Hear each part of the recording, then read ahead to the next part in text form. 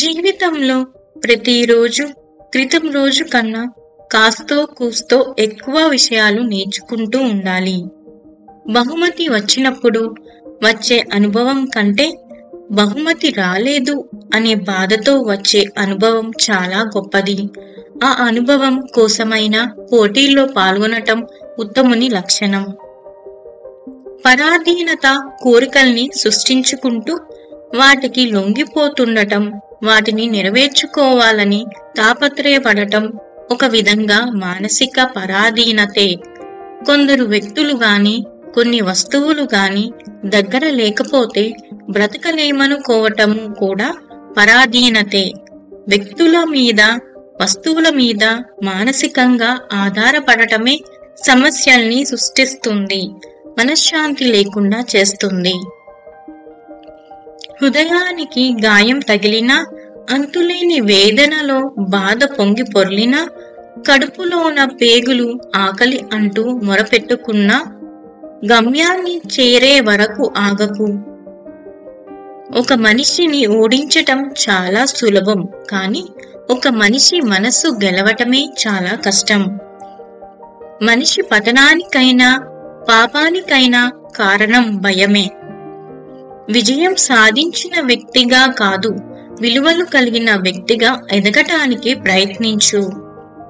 నీకు కష్టమనిపించే నీ ఉద్యోగం ఒక నిరుద్యోగికి జీవితకాల స్వప్నం. పూల వాసన గాలి వాలువను బట్టి వ్యాపిస్తుంది. మనిషి మంచితనం మాత్రం 4 దిక్కులకు వ్యాపిస్తుంది. కలుపుకుపోయే మంచితనం నీలో ఉంటే అందరూ నీ వెంటే ఉంటారు. నాకే తెలుసుననే అహం నీకుంటే సంఘం సమాజమే నిన్ను దూరం చేస్తుంది. జీవితంలో తారాసపడే ప్రతి ఒక్కరూ గురువులే. మంచి వాళ్ళు పాఠం నేర్పుతారు, చెడ్డవాళ్ళు గుణపాఠం నేర్పుతారు. నేనే అంత అనుకుంటే అహంకారం, మనదే అంత అంటే మమకారం, ఏమీ లేదనుకుంటే నిర్వికారం, ఏదీ కాదనుకుంటే నిర్వేదం. ఒకరికొకరు తోడైతే సహకారం, అందరూ కలిస్తే సమావేశం, ఏదైనా తలుచుకుంటే సంకల్పం, మనమంతా ఒకటనుకుంటే సమూహం, ఒకరినొకరు గౌరవించుకుంటే హుందాతనం. బయట కనిపించే మురికి గుంతల కన్నా మనస్సులో మాలిన్యం ఉన్న వ్యక్తులతోనే చాలా ప్రమాదం. నిన్ను నీలా చూసి కాక నీ వల్ల కలిగే లాభానికి ఆశపడి నీ చుట్టూ నలుగురు చేరారంటే ఆ నలుగురిని చూసి నువ్వు బలవంతుడాని మురిసిపోకు. నీకంటే బలహీనుడు ఈ ప్రపంచంలోనే ఉండడని బాధపడు. మనస్సును మభ్యపెట్టే అంతులేని కలల నుండి మేలుకో.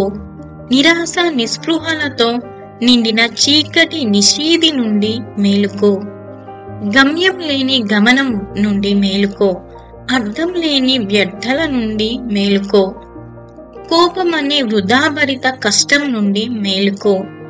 అన్నిటికంటే ముందుగా నీ బలహీనతల బానిసత్వం నుండి మేలుకో. ఇల్లు కట్టేటప్పుడు ఎవరూ సహాయం చేయరు, కానీ గృహప్రవేశానికి అందరూ అవసరం. లేకున్నా కానుకలు తెస్తారు. అలాగే మనం కష్టపడేటప్పుడు ఎవరు సహాయం చేయకున్నా ఏదైనా సాధించాక మన చుట్టూ చేరతారు. ఇదే లోకం తీరు. ముఖం పైన చెడుగా మాట్లాడేవారు ఎప్పుడు మోసం చేయరు. మనం భయపడాల్సింది తీయగా మాట్లాడే వారితోనే. మనసులో అసూయ ద్వేషాలు పెంచుకుంటారు. సమయం వచ్చినప్పుడు మారిపోతుంటారు. అర్థం బలహీనమైనదే, కానీ నిజాన్ని చూపటంలో ఎప్పుడు భయపడదు.